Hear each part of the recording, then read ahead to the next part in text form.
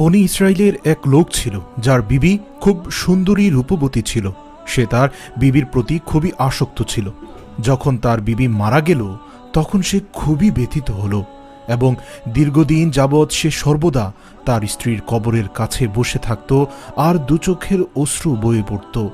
ঘটনাক্রমে একদিন হজরত ঈসা আলাইসাল্লাম এই পথ দিয়ে যাচ্ছিলেন। ইসরায়েলি লোকটি পেরেশানি দেখে তিনি তাকে এর কারণ জিজ্ঞাসা করলেন। ইসরায়েলি নিজের সকল ঘটনা খুলে বললেন।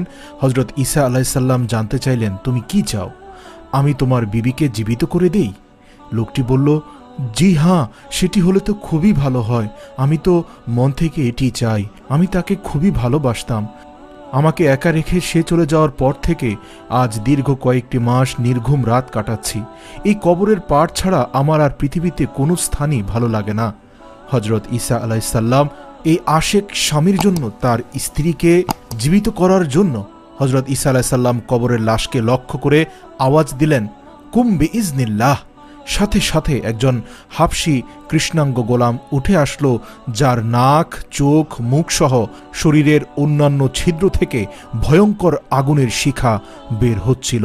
হজরত ঈসা আলাইসাল্লামকে দেখেই গোলামটি কালিমা পড়ল, বলল, লা ইলাহা ইল্লাল্লাহ, ঈসা রূহুল্লাহ, আর সাথে সাথে তার গায়ের আগুন নিভে গেল। ইসরায়েলি এই অবস্থা দেখে বলল, হুজুর, আমার ভুল হয়ে গেছে। আমার বিবির কবর তো অন্যটা। আসলে দীর্ঘ 2টি মাস ধরে কান্নাকাটি করতে করতে কোন কবরের সামনে যে আমার অবস্থান রয়েছে আমি সেটি ভুলে গিয়েছি। এটা শুনে হজরত ঈসা আলাইসাল্লাম ওই গোলামকে হুকুম দিলেন, তুমি তোমার কবরে আল্লাহর হুকুমে চলে যাও। সাথে সাথে সে লাশ হয়ে লুটিয়ে পড়ল। এখানে উল্লেখ্য যে প্রথম এই লোকটি যখন মৃত্যুবরণ করেছে সে কাফের হয়ে মরল, কিন্তু দ্বিতীয়বার হজরত ঈসা রুহুল্লাহকে আল্লাহর বিশেষ ক্ষমতায় সে জীবিত হয়ে পুনরায় আবার ঈমান নিয়ে মৃত্যুবরণ করল। এখন ঈসা আলাইসাল্লামের উপর ঈমান গ্রহণ করায় সে ঈমানদার হয়ে কবরে চলে গেল এবং তার কবরকে মাটি দিয়ে ভরাট করে দেওয়া হলো। হজরত ঈসা সাল্লাম অন্য কবরের দিকে দৃষ্টিপাত করলেন এবং হুকুম করলেন, কুম বিইজনিল্লাহ, হে কবরের অধিবাসী, আল্লাহর হুকুমে জীবিত হয়ে যাও। কবরের সামনে হজরত ঈসা রুহুল নির্দেশনা পাওয়া মাত্র সাথে সাথে কবর ফেটে ভেতর থেকে সুন্দরী মহিলা মাথা থেকে ঝাড়তে ঝাড়তে উঠে আসলো। মহিলাকে দেখে ইসরায়েলি লোকটি বলে উঠল, হে রুহুল্লাহ, আল্লাহর নবী, আমার বিবি। অতঃপর হজরত ঈসা সাল্লাম অনুমতিক্রমে লোকটি তার বিবিকে নিয়ে পথ ধরল। কিন্তু দীর্ঘদিন নির্ঘুম রাত কাটানোর কারণে তার প্রচণ্ড ঘুম পেল। লোকটি তার বিবিকে বলল, তোমার কবরের সামনে দীর্ঘ 2টি মাস কান্নাকাটি ও নির্ঘুম সময় কাটাতে কাটাতে আমি প্রায় শেষ হয়ে গেছি, তাই আমি কিছু সময় আরাম করে নিতে চাই। তার স্ত্রী সাথে সাথে সম্মতি দিল। লোকটি রাস্তার পাশেই শ্রান্ত পরিশ্রান্ত হয়ে তার বিবির উরুতে মাথা দিয়ে ঘুমিয়ে পড়ল। গভীর ঘুমে সে আচ্ছন্ন হয়ে পড়ল। এমন সময় এক রাজকুমার ঘোড়ায় চড়ে এই পথ দিয়েই যাচ্ছিল। রাজকুমারটিও ছিল খুব সুদর্শন ও সুঠাম দেহের অধিকারী। তার সাথে ছিল অনেক লয়লস্কর, স্বর্ণ গহনা থেকে শুরু করে দুনিয়াবি অনেক আসবাবপত্র। তাকে দেখে সেই ইসরায়েলি বিবি নিজেই আসক্ত হয়ে গেল এবং রাজকুমারের প্রেমে পাগল হয়ে গেল। নিজেকে নিয়ন্ত্রণ করতে না পেরে সে ইসরায়েলি ভক্ত স্বামীর মাথাকে নিজের উরু থেকে নামিয়ে রেখে রাজকুমারের সামনে গিয়ে হাজির হল। রাজকুমারও তখন তাকে দেখল, সেও তাকে পছন্দ করে ফেলল এবং সে মহিলার সম্মতি পেয়ে তাকে ঘোড়ার পিঠে উঠিয়ে নিল এবং রাজমহলের দিকে রওনা হল। ইসরায়েলি লোকটি দীর্ঘ 2 দিনের ঘুম ভাঙার পর বিবিকে পাশে দেখতে না পেয়ে সে আবারও চিন্তিত হয়ে পড়ল।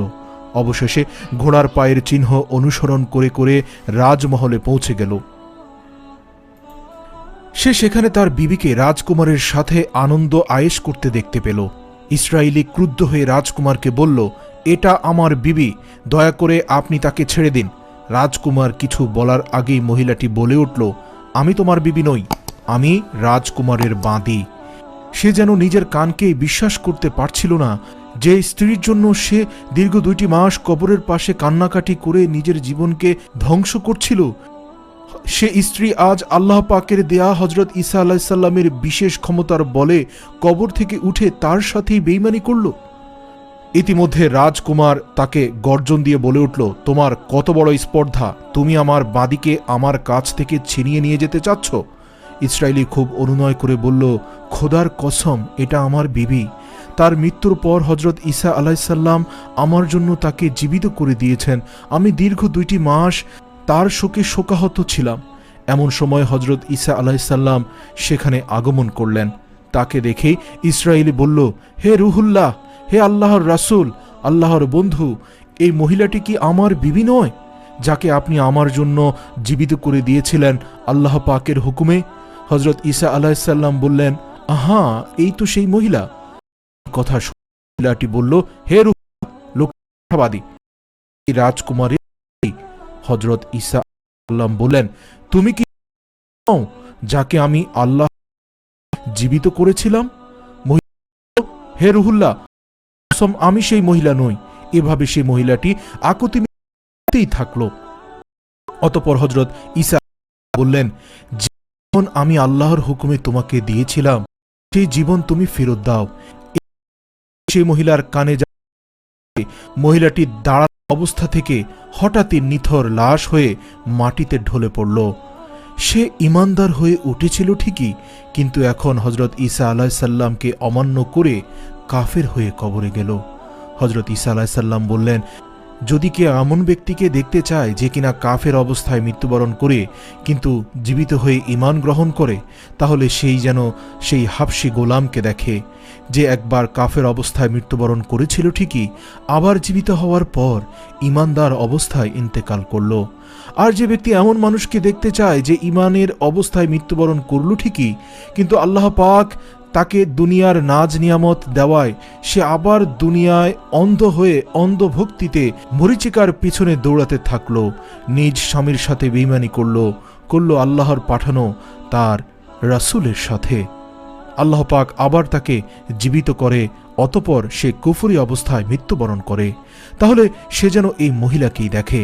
এই ঘটনা থেকে সেই ইসরায়েলি লোকটি কসম খেয়ে বলল, আমি আর কখনো বিয়ে করব না। কথাটি বলে সে আল্লাহর রাস্তায় বের হয়ে গেল এবং আল্লাহর ইবাদত করতে করতে মৃত্যুবরণ করল। আল্লাহ তাকে রহম করুন এবং এই গল্প থেকে আমাদের প্রত্যেককেই শিক্ষা গ্রহণ করার তৌফিক দান করুন। আমিন।